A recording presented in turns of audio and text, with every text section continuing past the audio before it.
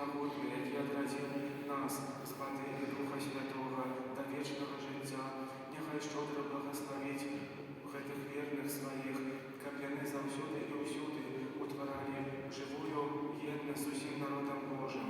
Нехай усіх тут присутних продовжить своїм супокоєм у Ісусі Христі, Пану нашим.